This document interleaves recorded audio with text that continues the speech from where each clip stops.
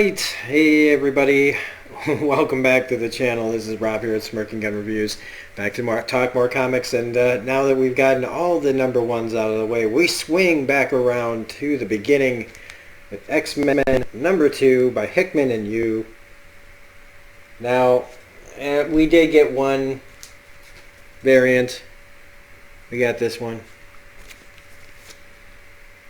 I'm not a fan of the 2099 series of Marvel, really. I like this cover. It's a nice calm Logan. So this book, some of this book, the world building in this book for this issue is phenomenal. How we get there,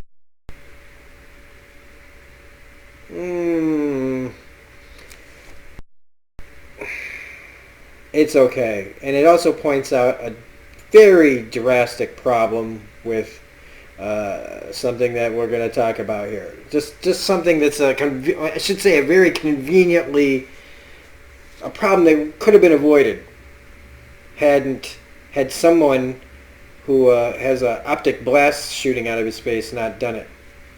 And let's talk about it. So, X-Men #2, where we get Cyclops being a good dad. I got no problem with that. And this must take place before Psylocke recruits young Cable. So he's like, "Hey kids, where you want to go?" But we get the immediate cool thing is that Arakko, right? Let me make sure I'm saying that right. Yep. The other island that's been talked about, the other piece of Krakoa, the yin to its yang, has suddenly appeared out of nowhere. And Krakoa, which I didn't really think about, is making it can move because it's a living island. Get with it, Rob. It's not been that long a day. Is like making a beeline for it. Now, why isn't this bigger news and it's just Cyclops, Rachel, and Nate heading out towards it? Why isn't this setting off the alarms for, I don't know, everyone else? Maybe it is, but it seems like these three decide to go on an expedition. So they're going on a recon mission. I guess it's smart to just have a few people go check it out, I guess. But so they're going to beat up monsters. This issue is called Summoner. They're really the only characters in this until the end, which is a very cool thing. So, but it's just a lot of dialogue, father, daughter, son, sibling, dialogue here, and it's, I don't know. I've never heard Cyclops talk like this, but again, it's like peacetime Cyclops. He's got all his family together. He's happy. He may be in some sort of, weird sexual arrangement with Jean and Wolverine. I don't know. But he's happy. And I guess it's just weird for me seeing writing from Cyclops, coming out of Cyclops' mouth that's like this. Because they're like, someone had the bright idea of letting okay, here, let's get to this. Okay, they can't communicate with Arakko. Why? Because Doug Ramsey, the guy who talks to Krakoa, is off planet with the New Mutants. Kind of a big deal. Letting your, C-3PO head off into space. And whose fault is that? That's Cyclops. He's the one who, sent them with the Starjammers. So you send your C-3PO off into space, and they're like, oh, so someone had the bright idea of letting Doug Ramsey and company use our gateway to the Starjammer. It was you, wasn't it? And Cyclops says, "This is the voice of a guilty man, Rachel. Throw the book at me." And that's a lot of the dialogue I like Hickman's writing. I just it's a lot of just these are grown.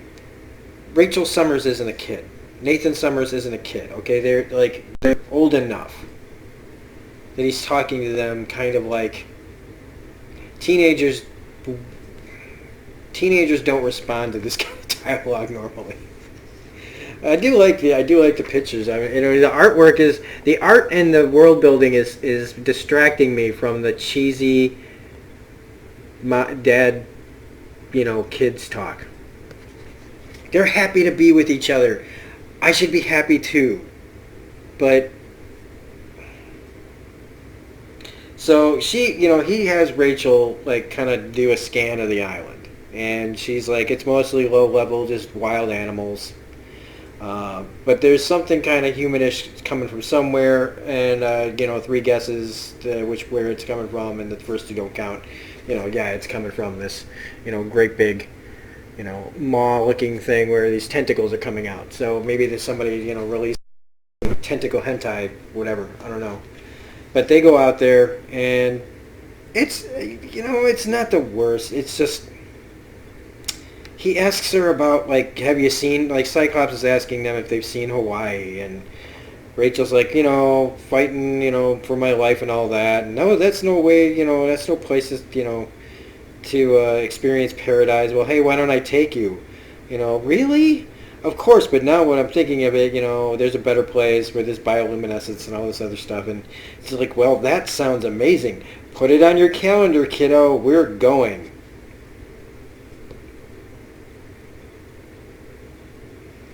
So thankfully they get distracted by Cable finding this like rhino animal that's obviously a herbivore that gets like all of a sudden this crazy looking tentacle thing with a bunch of eyes inside its mouth. Now that's cool. Now that is cool. Thank you so much. I've never been so happy to see a rhino, perfectly peaceful animal, get eaten by a giant monster just to get me away from that conversation. So they just immediately start firing on it, because it killed an animal like other animals kill it, and so they just start blasting it. So we're now introduced to a summoner. Didn't know what those were. Still don't really know quite what they are, even with the white pages. But they're here, and they say the word war. Something that's very important. War is all you have ever known, and it will not have prepared you for this. And it says in its language, how will I know what to do? The only wisdom I can offer you is this. Find him. Follow him. So it's the mother of this being is sending it out to find someone. Now, who has a history with Arakko? Well, spoiler, I'm not going to spoil it for you, but if you've been paying attention to the books and House of X and Powers of 10, you already know who I'm talking about. I do like the design of this person.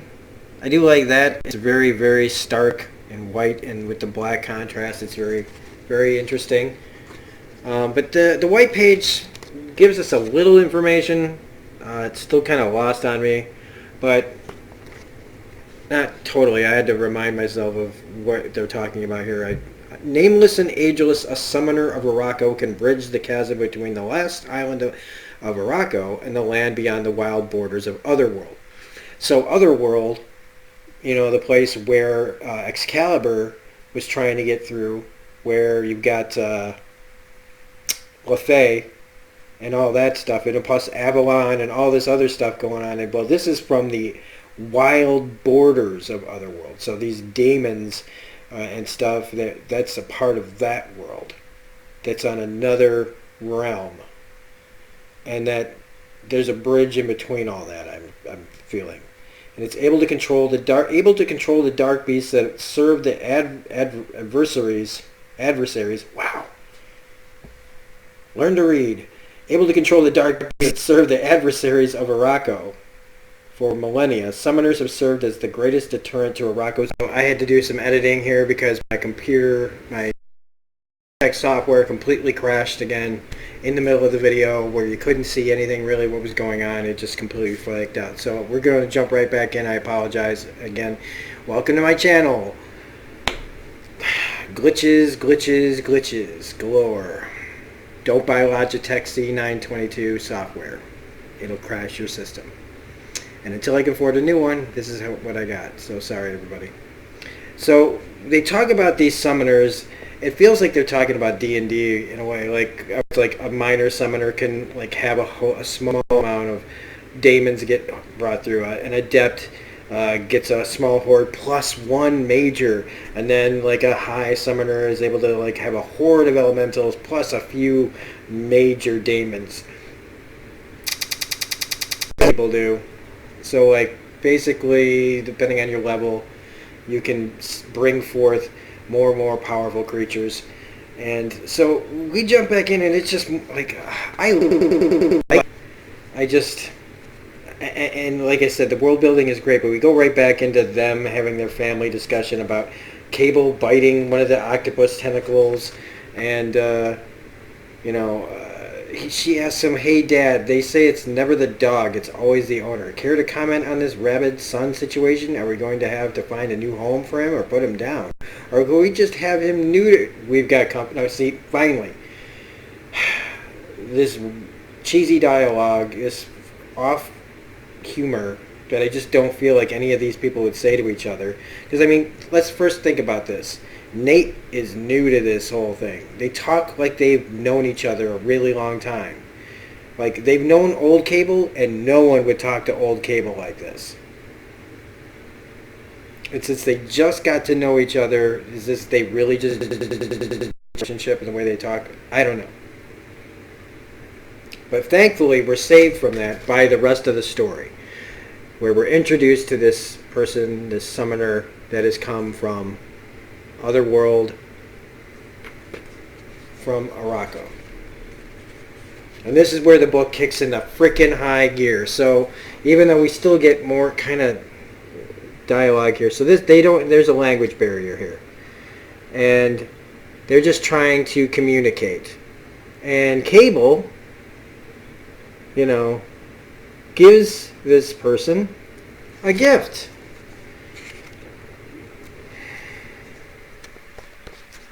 He gives her a thermal detonator. Why? I mean, there's plenty of flowers or whatever laying around probably, right? You don't have like a piece of gum in your pocket or something? So, this being switches on the thermal detonator and it blows up. And nothing happens. Of course, everybody's fine.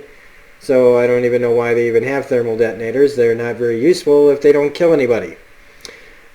So this person reacts the way you should if somebody hands you a live grenade and then it blows up in your hand because you don't know what it is. So they do the thing that they should have done, like right off the bat. Even Rachel says, "Oh, hey, yeah, I guess I can," because the exact words, like, okay, first, all these daemons that come through, really, really cool. Them fighting it, really, really cool. But then they go, Cyclops just says, "Hey, we need to be able to talk to him. We tried, remember? Yes, but you've helped download Krakoan into every mutant's mind when they got to the island, right?" "Right, good idea. I should have thought of that." You're right. They should have thought of that. Rachel is not a stupid character. So, yeah, they finally realized that they could, use that ability. And now they can talk. So I don't know if it was just out of, they just wanted to write a miscommunication fight, but they did. And I know I've listened to a couple of people say a few things about this book that are very high praise, and I don't dislike this. Like I said, the world building is great. The dialogue, though, I don't know, man. So now that they know what's going on, and they still say, "Hey, does gift mean something different on your world?" Well, then we get the two islands merging, and they crash together, and their plants and their vines and their flowers all intertwine. Just that's all it is they're just merging, and for some reason they make it look like suddenly like one of these one of these islands whips out some, like he's covering his face like he's seeing sex. Like, ooh, the islands are getting put together. So apparently one of these, like, why cover his face? It's not like the island had a giant island penis, and then there was an island vagina. I mean, is that what they're trying to tell us is what happened? Because if you don't need to cover his face, it's just nature. Ground meeting ground. Vines meeting vines.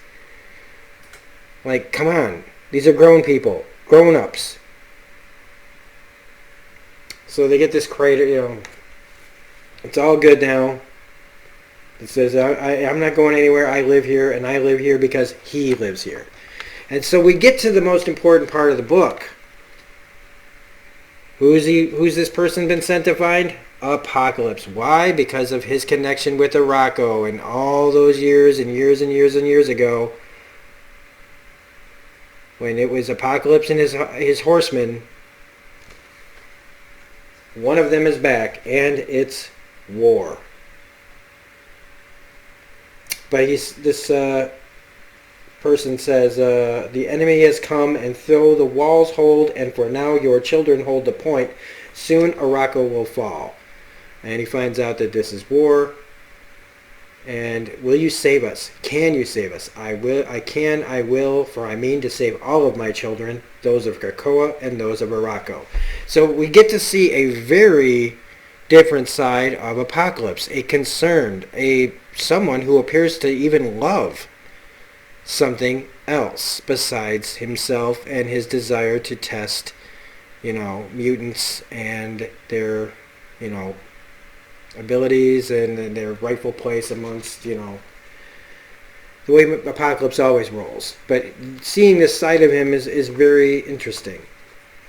And while I think this is a very great world-building book,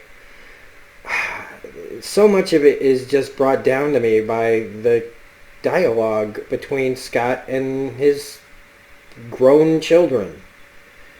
And while I appreciate that this is a time of peace and everything, I just don't feel like this is how, even Cyclops would talk. So it's like, I have to be able to separate the two. So one part of this book is amazing and groundbreaking for the series, and draws back into House of X and Powers of 10. And gives us something for Apocalypse to do besides being just this. It connects Excalibur to this, and Otherworld, and these summoners, and Arakko, and they didn't waste any time getting the islands back together. Holy moly, was that fast. So it's nice to see that this book is not even losing steam, it's gaining steam.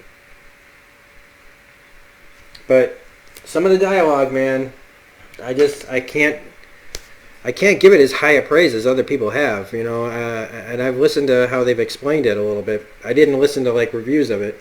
Well, I started to because I had finished the book, and while I was waiting for my computer to not be crashed anymore, I was watching it. So, it's good. I just can't get past that part of it. The art is still... Some of the art is really great. It's like a lot of the books. Some of the art, except New Mutants' art, I think is beautiful. I like the art in Excalibur. I like the art in X-Force. Fallen Angels has got some uneven art. X-Men has got some uneven art. Marauders has got some uneven art. When it's really good, it's really good. When it's bad, it's just kind of eh. But overall, I would say this book is pretty good if you can get past all that dialogue that I didn't like otherwise. So, that's X-Men number 2. If you like this review, please hit the like button, comment, share, subscribe, hit the bell for all notifications. We are almost at 1,000. I don't know. By the time this uploads, we could have hit it. Maybe not. We were at 989. We were at 990, then 989. I don't know where we're at now. So, if you're enjoying the content, please hit the like button and share and subscribe and all that stuff. Otherwise, we'll be back with more comic reviews later. I'm going to be showing you guys what the Bagley All Mutant covers look like in a second. So, as my computer decides to crash on me again. So, That'll be at the very end of this video. So if you want to see what all the covers look like, it'll be immediately after this. So have a great one, and we'll see you on the next video. Bye. End of this X-Men video, we were going to be showing you guys what all the Bagley covers look like when they're put all together. I also saw that I had my X-Force #1 that's never been opened sitting out here. X-Force #1, and it's got the Deadpool card on the inside. Not that these things are really worth anything since there are, you know, a billion of them out there. But here we go. I'm going to take my camera here and just kind of pan it around here. Alright, so that you guys can see what all the Bagley covers look like when you put them all together. Like, I mean, I could go up high. Like, look at that. All the there. But, running from here to here, it goes like this.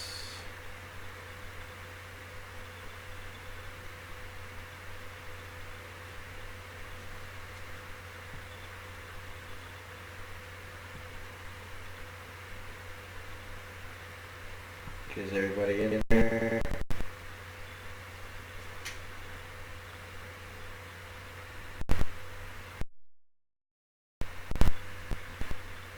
Didn't know Darkhawk was a mutant, but alright. And all the way to Mr. Sinister and everything. A couple of these books were out of order for these pictures, but I'm not quite sure which ones. But yeah, pretty impressive. Mark Bagley, not my favorite artist. When you put all that together, this high up anyway, let's try to get it all in frame almost. Like, that's pretty good job by him. So anyway,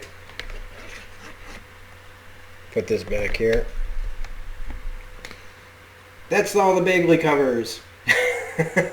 So anyway, like I said, have a great day then, everybody, and we'll see you on the next video.